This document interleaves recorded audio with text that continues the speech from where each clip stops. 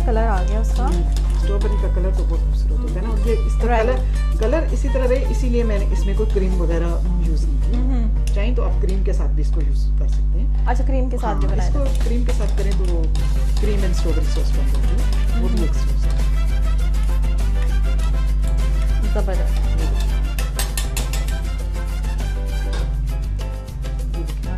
जैसे ही हमने इसको डालना है ना, इससे थिक हो जाना, फौरन थिक हो जाना। ये क्या डाला आपने अभी? ये कॉर्नफ्लावर कॉर्नफ्लावर 2 टीस्पून पानी के अंदर आपने मिक्स करके इसको इसके अंदर लगा दिया। ठीक है, ये देखिए। खुशबू तो बड़ी अच्छी आ रही है। अच्छा, चॉकलेट और स्ट्रॉबेरी दोनों मिक्स हो गए, दोनों की खुशबू समझ नहीं आ रही कि किसकी खुशबू ज्यादा अच्छी है। ये जब आप खाएंगे तो टेस्ट दोनों का बिल्कुल डिफरेंट है। मुझे तो अभी से भूख लगने लगी है। Keep mixing. ओके। अच्छा, इसका ख्याल रखना है कि वो कोई वो बीच में उसके वो ना बन जाए। हाँ। क्या कहते हैं उसको? वो गिल्टियाँ नहीं गिल्टियाँ ना पड़ेंगी। लेकिन नहीं, गिल्टियाँ नहीं पड़ेंगी ना, क्योंकि हम इनको हिला रहे हैं। अच्छा, और मैंने पानी में उसको, इसलिए अगर हम उसको स्ट्रेट में डाल देते तो डेफिनेटली। हाँ डेफिनेटली। अच्छा, बेटर यही है कि उसको आप पानी के अंदर डालकर तो करें। जबरदस्त। देखिए अभी वाओ। हाँ, थिकनेस हमारी डिजायर्ड थिकनेस आ गई है। तो बिल्कुल। वो कप राबिया मुझे आप कप दें उधर है। और व्यूअर्स, इस स्टेज के ऊपर अगर आप चाहें तो इसको स्ट्रेन कर सकते हैं, स्मूथ कर सकते हैं, लेकिन मुझे इसको ठीक रखना है। ऐसे ही रखना है। जेली जैसी खुशबू आ रही है, जेली जैसी। तो ये जेली है ना, जेली बन गई है। ये बच्चों को बड़ी फेवरेट होती है, बच्चों को स्ट्रॉबेरी के साथ बहुत ज्यादा खास प्यार है।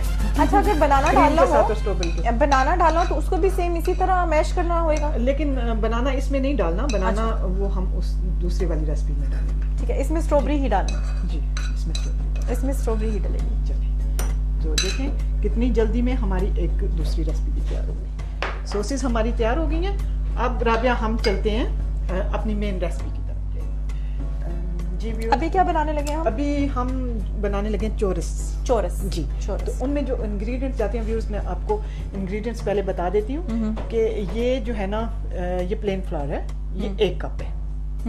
ठीक है, तो 1 ही कप हमने इसमें पानी डालना है। पानी हम बाद में लेंगे। पानी 1 कप डालना है, और ये भी 1 कप हमने प्लेन फ्लावर रखा है, और ये 4 to 5 टेबलस्पून बटर है, पिंच ऑफ सॉल्ट, और 1 टीस्पून हमने इसमें वनीला एसेंस का डालना है। इसमें हमने 3 to 4 एग्स डालने हैं। वो हम चेक करेंगे कि हमें कितने एग्स चाहिए, तो उसके हिसाब से हमें हस्बे जाएगा नहीं, मतलब वो उसके क्वांटिटी के हिसाब से, क्वांटिटी के हिसाब से, क्योंकि कई दफा थिक हो जाता है, कई दफा पतला हो जाता है, तो हमें ये 2 ही चाहिए। ठीक। ये शुगर एंड सिनेमन को मैंने मिक्स किया, सिनेमन पाउडर एंड शुगर को मिक्स किया, ये डस्टिंग के लिए। अभी हमने अपनी फाइल को ऑन कर लिया। अब मैं सबसे पहले तो मुझे एक पैन चाहिए, एक वुडन स्पून चाहिए हमें। अच्छा, इसके लिए वुडन स्पून की जरूरत होगी? वुडन स्पून की इसके लिए जरूरत होगी। ये बना क्या रहे हैं हम? अभी हम चोरिस बना रहे हैं। चोरिस जी। अब राबिया मुझे आप प्लेन फ्लावर दें, पहले हम अपने एग बीट कर लेते हैं। मेरे ख्याल में पहले बेटर है कि हम अपने एग बीट कर लें। ये मुझे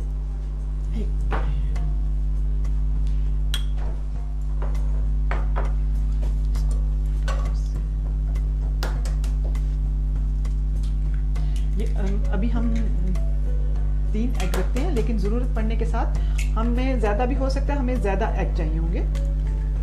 कभी इस रेसिपी में कम जाते हैं, क्योंकि वो आपको वहाँ पे देखना ही पड़ता है, इसीलिए उन्होंने लिखा होता है कि आप अपना एडजस्ट कर लें उसको। कर देते हैं 4 एग, लेकिन हम अपनी ज़रूरत के हिसाब से इसमें वो डालेंगे। ठीक, अपने एग्स को बीट कर लेते हैं। बहुत ज़्यादा बीट नहीं करने हैं।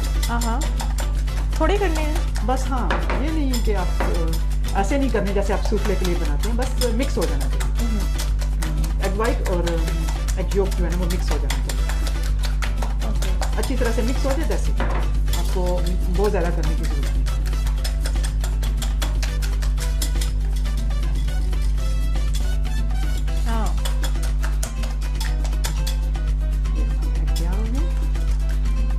अभी ये क्या बनने वाला है? मतलब अभी हम चोरिस बना रहे हैं। ये अभी इसको चोरिस। अब हमने पैन गर्म करने के लिए रख दिया। और अब मुझे आप ये जो प्लेन फ्लावर है ये पकड़ा देंगे जी। इसके साथ ही मुझे आप बटर भी देंगे। ठीक। तो अभी क्या डालेंगे, पहले फ्लावर के बटर? नहीं, सबसे पहले हम इसमें पानी डालेंगे। पानी डालेंगे। जी। पानी कितना डालेंगे? पानी 1 कप डालेंगे। मैंने बताया था वहाँ पे कि अगर 1 कप हमारा फ्लावर है तो 1 कप हमने पानी डालना। अच्छा, इक्वल क्वांटिटी इक्वल होना चाहिए। ये है 1 कप है, 1 कप मेजरमेंट जो है मैंने 1 कप डाला है। अगर ज़रूरत पड़े तो हम डाल सकते हैं, लेकिन ज़रूरत पड़ेगी नहीं। अच्छा, पानी किसके लिए क्यों डाला है आपने, किस चीज़ को मर्ज करने के लिए? ये सारा इसी के अंदर बनेगा ये। अच्छा, इसी पानी में बनेगा सब कुछ। डो पहले हमने पका लिया। अच्छा, डो को ठीक है। तो इसको वार्म करना होगा पानी को। जी, थोड़ा सा वार्म होगा तो फिर इसके साथ ही हमने इसमें फ्लावर ऐड कर देना है और इसके साथ बटर ऐड कर देना है। साथ ही इसके हमने सोल्ट डाल देना है और इसके बिल्कुल एंड पे जाके ना वनीला एसेंस।